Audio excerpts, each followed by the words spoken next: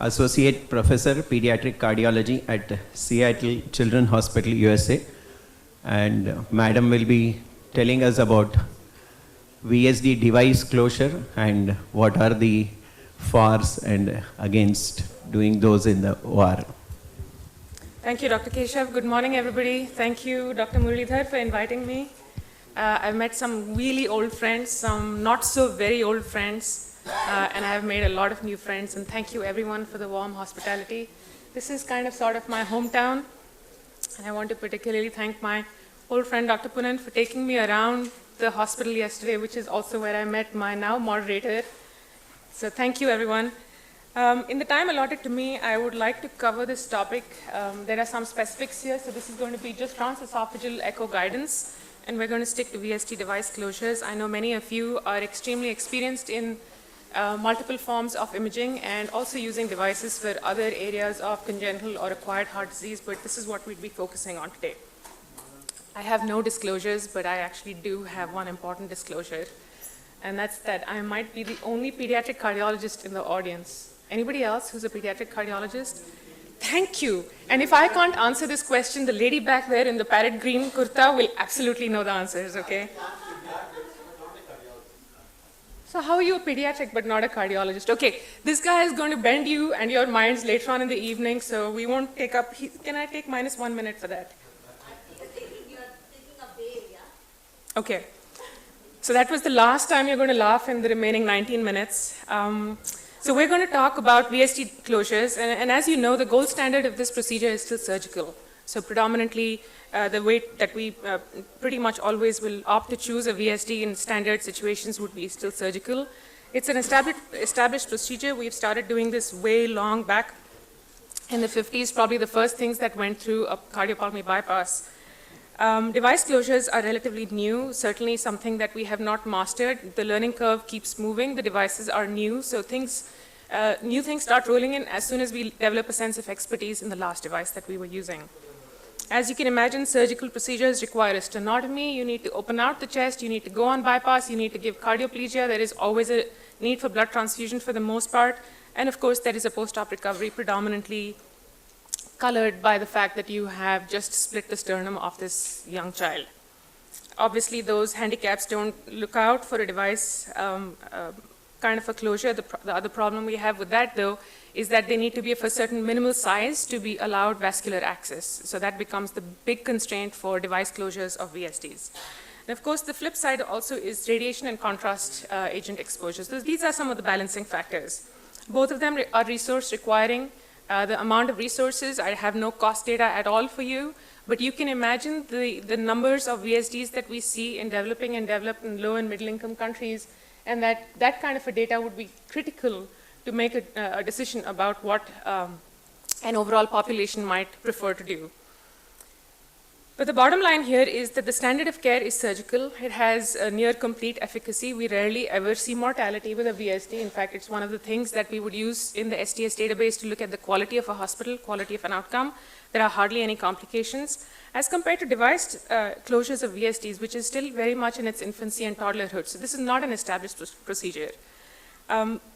This is my only crowded slide, and I apologize for it, but I wanted you to have the visual of the very first publication that came out of Boston Children's Hospital. And this is the list of complications. This is an extremely honest publication, and it looks at the complications that go with device closures. This was the first generation of devices that was used. This was the Starflex. Not a friendly device. I don't think we would be using it. If you just look at it, it's very clunky, very big, and just not very manipulable. So not an awesome device, but out of the 168 patients they had, there were 332 adverse events. So yes, it's an honest paper, number one. Number two, you're overwhelmed with the significance of the complication. So there is new onset valve damage, there is device malposition, so you can look at the list of complications, and essentially, although you can't read it, I want you to think through your minds every possible complication that can happen in a cath lab can and does happen with a device that we are trying to place. There are lots of stars aligned against us when we are trying to do this procedure, yet many stars that are lined up for us. So important to be very, very vigilant while this procedure is going on in the cath lab. With regards to membranous ventricular septal defects, so this is the phase 1 clinical trial performed in the United States. It's a relatively small, and some of you in these large Indian centers will probably laugh at this. 35 patients is hardly a good patient cohort to come up with a good number with, but this is pediatric cardiology, okay? So we do 35, you do 35,000. But this is the scope of things. The device that was tried out in this clinical trial was the VST device by Amplatzer. And you can see there were some complications, complete heart block, late complete heart block, perihepatic bleeding because of vascular access issues, significant AI. So, I mean, I think the worst thing to do is you counsel your patient, they go in for a procedure and they come out with a complication that's almost worse than what they went in for initially. So I would call this not just an adverse, but absolutely stop in your tracks and rethink if you can actually send your patient to this kind of a procedure. So this was a phase 1 clinical trial, gave a lot of pause to the entire process of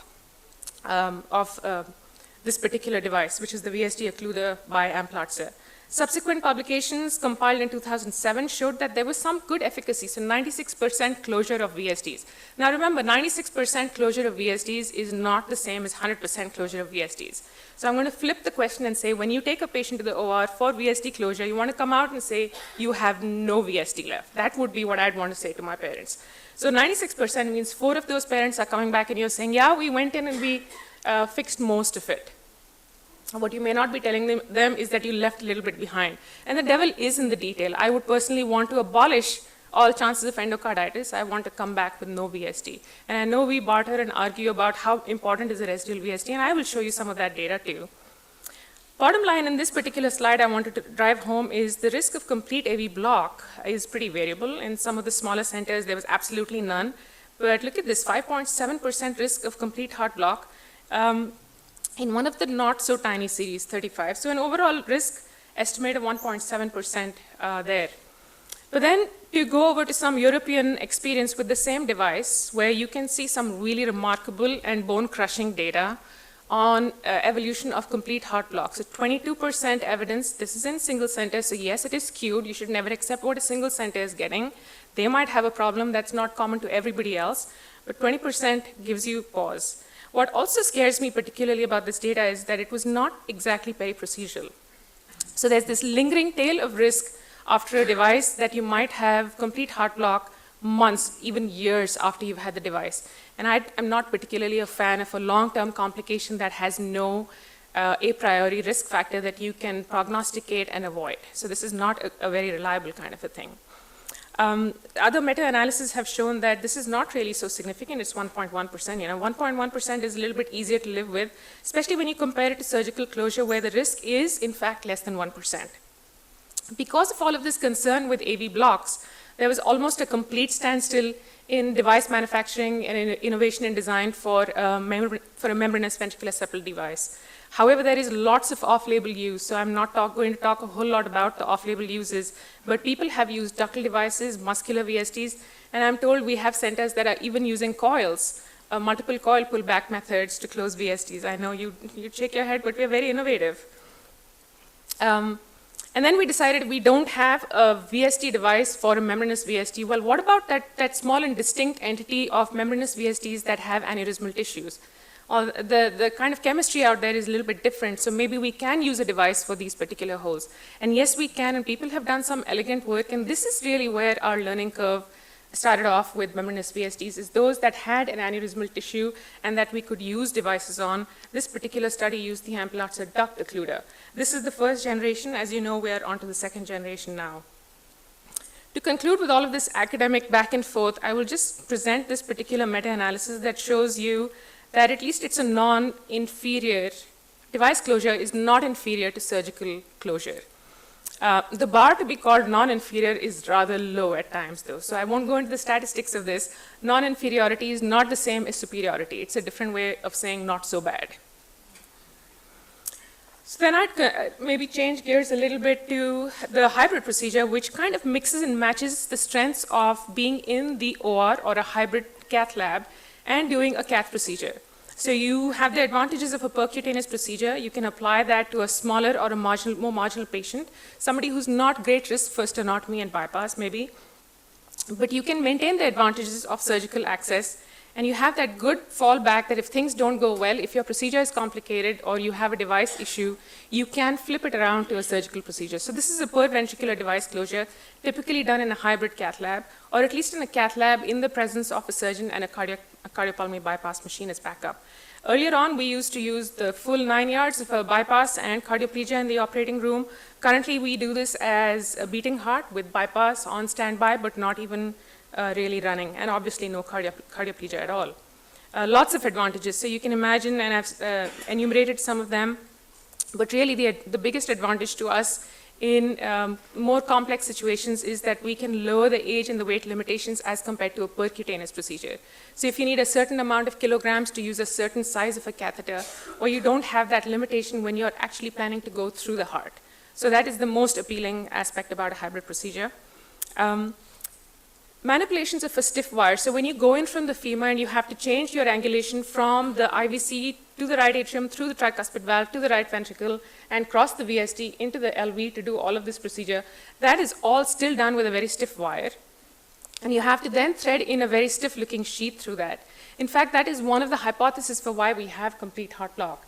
And so the possibility of going in per-ventricularly means that you prevent those kinks and the torque in these very stiff wires, which can flip about and hurt your valves and kind of prevent your procedure from going off smoothly. So I think that's a very elegant way of thinking of how do we get our devices to where they need to be, minus the multiple levels of angulation that might go behind it. Of course, they can accompany certain other procedures. So general approach is this is your sternotomy, opened out hearts, it's still beating. So a surgeon can absolutely look at it and figure out where the right ventricle is. They can poke around while you're in the back in the esophagus with a TE probe down there. They can poke on the surface of the heart, make sure there are no epicardial vessels. You can tell them whether it's in line with the VSD. You can tell them whether it's anterior, posterior.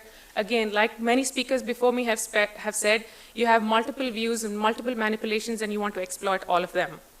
So essentially you put the needle in, then you, actually the first thing you do once you figure the spot is put a purse string, you put a needle in, get your guide wire through, get your entire delivery sheath in through. The tip should be in the middle of the LV, not touching, hitting, or definitely not perforating anything. Then you introduce your device and very elegantly open out the left-sided disc, pull and push technique, very similar to the AST devices and everything else pretty much that we use in the cath lab. And bingo, you have closed a VSD, you have closed it in a hybrid or an OR situation, but you have done it although with a sternotomy without bypass. Okay. We can also achieve this without TE necessarily. So we can try it for the same outcome with subcostal imaging. Epicardial imaging, we heard an excellent talk yesterday about it. And ICE or intracardiac imaging. The only problem with ICE is, while we're talking about vascular access, this is another femoral vein gone in another location with another issue for ICE. So essentially, echo is important for the pre-procedure planning, helping during the procedure, and of course, post-procedure. Important is case selection. So some of the VSDs that are amenable to device closure are, of course, the membranous, which I've talked at length about. Inlet VSDs, nobody wants to touch. And you can imagine the very definition of an inlet VSD is it's between the tricuspid valve and the mitral valve. You have 2 leaflets or more and lots of caudal tissue and absolute space in between. This is not where you want to try and put a device in. Also, and I'd like to caution you, that what we know about where the conduction system works in a membranous VSD is very different from where it works in an AV canal defect. And of course, this is not what you're going to do for a complete AV canal defect because you have not separated the valve out. So an inlet VSD, for the most part, even if it's isolated, is absolutely not a good substrate for this procedure. An outlet VSD, if it is accompanied with malalignment of the conal septum, again, as you can imagine, you can't fix the malalignment or the associated defect, so that's a no-brainer. No point doing that. The only time you can do an outlet defect repair is if it's isolated in the absence of malalignment, or if it's subarterial, or what we call doubly committed or juxta-arterial, and those other fancy words. Just a quick visual of the various generations of devices we have, and I'd like to remind you, look at the amount of innovation coming out of China. The bottom of all of this entire slide are all devices that are homemade, alloyed, and constructed in China for their local market. So they're not available to us, but they're available to the local market, and they have accomplished some huge numbers with this. Very multidisciplinary team approaches. You can imagine case selection, device selection, planning when, how, who's going to do what, all very critical. So what do we do as proceduralists when we are in the hybrid lab? We have to look at the location and the extension of the VSD, proximity to the AP valves, tensor apparatus. Where do things lie in space? And remember, this is 3D space, so can't say enough about having a spatial sense of where all the structures are and what your interventionist is doing, and great communication. So this is not where you kind of play the silence, passive-aggressive game. This is where you talk a lot with your interventionist. Sizing is an important consideration. You have to look at it in multiple planes, on fast 3D, if you can get a 3D probe. Now again, pediatric cardiology, we can almost never get the 3D probe in. We start putting the 3D probe in at 25 kilograms or so. Maybe you can push it to 20 kilograms, which is again, mostly not the kind of patient you're looking at. So maybe we can't mostly do 3D echoes for this kind of patient. Sizing has to be at the time of maximal dimension. As you know, that's a major theme in all of echo, is measure something when it's actually going through its widest extent. So in a VSD, that happens to be in diastole. Makes sense? Remember that, that's in diastole. What you're measuring is the left side because that's where the waist has to fit. What you're looking at is the largest diameter, so if it's teardrop shaped, keep that in mind. Now you won't know it's teardrop shaped if you only look at one dimension. So obviously right away you have to do orthogonal imaging. Add 2 millimeters for rims because you have to have a little bit of a skirt to hold the device in. And if you have multiple defects, you want to add 25% to the dominant defect. And you'll be very lucky if they're all scattered around a large central one. Typically that does not happen, and you need to use multiple devices. So I won't go through all of this in great detail because I have some examples to go through, and we'll try to keep those going. So we are looking at a hybrid. Here's a TE image, right atrium, right ventricle, left atrium, left ventricle. You can see the interventricular septum. It looks intact until right there. Here's the moderator band. And there's a big gaping hole between the moderator band and the apex of the heart where the muscular interventricular septum is absolutely missing. Now, obviously, this is a one-plane image that I'm showing you, and I've actually written it down here. It is pre-wired, so we are looking at where should we make a hole in the surface of the right ventricle to get all of our equipment in. So here you can see that we have got the wire in. Do you notice how you go into some kind of a rhythm issue? So I think all the speakers before me have said this, and I will reiterate. You want to have your EKG leads on, obviously. As anesthesiologists, you'll be doing that. But we as proceduralists also need to have it on because our eyes need to look at the wire and the sheath. And if we are looking at the EKG too, we can tell our proceduralists the heart's not liking it. This is a lot of ectopy. You need to withdraw. There's something you're doing that's irritating the heart. You can see the substantially thicker cannula and sheath coming in here. We're getting the device in there. We've opened out the left-sided disc and we're pulling this back. It's coming back. And you know what? I'm not so thrilled about the orientation of the right-sided disc. So it's kind of stuck up against the right ventricular moderator band. Now if you look at this, you go like, okay, if I were to take this sheath off and completely deliver this device, this is a no-go. Nobody's liking it, right? You don't like it. Look at how much of it is protruding into the left ventricle. This is not why I sent my patient to the cath lab. So I'm totally not thrilled with this. So we tell our interventionist, you need to go back in, pull the device back into the sheath, which is what they've done here, reposition, which means start deploying further out after pulling. You see how the waist is now sitting astride the interventricular septum? So much better. This is where you want anatomical closure. This is also where you want physiological closure. If you had closed it somewhat out here within the moderator band, you would get physiological closure, but you would not get anatomical closure.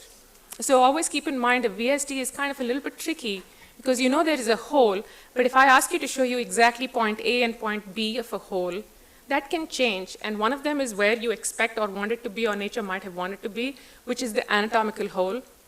And the physiological hole is where the shunting is finally happening. Where is the eventual blood from the left side going to the right side? So there's two different concepts, and we use it repeatedly in congenital heart disease monitoring. So okay, we have the device in. You can see, so there's some residual flow. But if you look at a deep transgastric, you can see there's a good amount of residual anterior apical flow. But you know what? For where this patient was, that was okay at that particular point in time. So this is a 16-year-old boy with trisomy 21. You know that sternotomies in trisomy 21 at that age, particularly adolescents, it's not a great post-op period. So this comes in as an undiagnosed VSD and a PDA and an anomalous right from a left. So there's a controversy about how to manage anomalous coronary arteries. I would say in a T21 with a not very active lifestyle, leaving right off the left is totally A-okay. The data would support you. So here is an aneurysmal membranous ventricular septal defect in the long axis. In the short axis, we chose to go in with a device and actually got some pretty good efficacious procedure here. We got the device in good location. You can see there's a little bit of movement to it, but we were successful in closing it. I think that's really where the success of this procedure lays. So a subarterial VSD tried in China. Look at that mini thoracotomy. This is really pretty amazing. So instead of a whole big sternotomy, you've gotten by with a device and a small incision. Residual ventricular septal defects is actually where this procedure really shines. And I'll show you some examples. So this is a patient of ours who went through a Roscono. So you can imagine here is the pulmonary autograft, and the aortic valve is now in the bucket. This is where we did the ventriculoplasty, and there was a VSD too. So all of this is caved out VSD. Here's a patch. You can see right away there's dehiscence of the patch where the patch meets the muscular crest of the interventricular septum. If you look at it on 3D, this is a muscular crest. This is your patch. It's flaying about, and the lip of it is in the right ventricle. We were very positive about closing this in the cath lab, and it was an utter disaster, as many of you already predict in the audience. That was not a good choice. So post-procedurally, there are a couple of things we want to look out for. The speaker who's following me has loaned me 5 minutes. Yeah, Dr. Biswas has agreed on that. So his timer can start now. This is a startling example. This patient of ours was, at the point we went through to the cath lab, we had a wonderful procedure, right? We got a nice device in. Here is what he looks like 2 years later.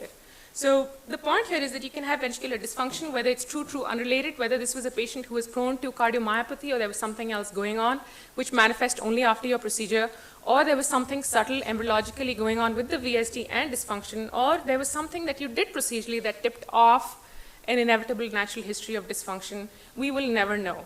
We have a cohort now of about 4 patients that we're looking to publish. We're now on the transplant list. I think all of you echocardiographers will also see the hole is out here, close to the moderator band. You put the device, but in dilated cardiomyopathy, can you see where the dilatation of the left ventricle happens? It's all apical. So this is an apical ballooning phenomenon, but not Takotsubo. Okay, so here's a membranous VSD. You can see the prolapse of the right coronary cusp. When you look at it in long axis, looking down, you can see there is not much AI, but a lot of turbulent flow. We chose to go ahead and put in a device. You can see how much that device is rocking about. There is new onset aortic incompetence. We're not feeling good, but we somehow get out of the cath lab. Bad decision. Because the very next day, this patient had severe intravascular hemolysis. We had to go back to the OR. One of my last few patients, I have to say, I do neuros about this. So theoretically, an ideal kind of a candidate for a VSD device. Put it in, but I can't tell you, every time I look at this patient in follow-up, I look at this residual defect and I go, okay, I did not abolish this patient's endocarditis risk. In fact, now I have a high-pressure jet next to man-made artificial tissue, so I've actually increased potentially the risk of endocarditis. And I have actually increased the venturi phenomenon just underneath the aortic valve, so I might actually have a natural history or an unnatural history of this disease worsened by my intervention. So something to worry about. There's a lot of terminology for residual shunting. I can leave this out. And I'll conclude with this series of a patient. Started with a muscular VSD. There are multiple VSDs. We went ahead and, this is not moving, but essentially here's our periventricular device. The device is kind of riding high. There's some residual flow. And I have to show you this. You see that? We lost control of this 6 millimeter device. It was not a sizing issue as much as a problem that our angle was bad and we couldn't actually retrieve this device back into the sheath. So thankfully, this was a hybrid procedure, and the surgeon's right there, right? They're probably shaking their head and saying, I could have been done with this procedure by now. So, and that's the kind of comment you'll get, oh, whatever. So it so happened that we had our best cath person on the table that day and our best surgeon. So it was actually delightful to attend this entire conversation and very helplessly and sheepishly follow this TE. So essentially, we had to extend the right ventriculotomy, put in a larger sheath, put in a snare, pull the device out from the left ventricle into the right ventricle, and then pull it out manually from the right ventricle, and all of this under cardioplegia, mind you. So yeah, we had to go on bypass and do cardioplegia. And then we allowed the heart to kind of recover, and then went ahead with an 8 millimeter device that was successful. So in essence, I'll leave you with these concluding thoughts. Everything is in the detail. Case selection is the most important, and I'm not talking about tweaking the data. I'm talking about good patient outcomes. So if you want to look at your parents' face and give them news of good outcome, it's very important to be careful and meticulous about what kind of patient you're taking in for the procedure. And from our perspective, professionally, detailed imaging, you have to be very fluent with multiple views, looking at a VSD in multiple views, thinking through all the possible complications, and really having a very teamly and minute-by-minute real-world communication with our proceduralists. Thank you so much for your attention. Thank you, Dr. Aarti, for that excellent presentation. I'm very happy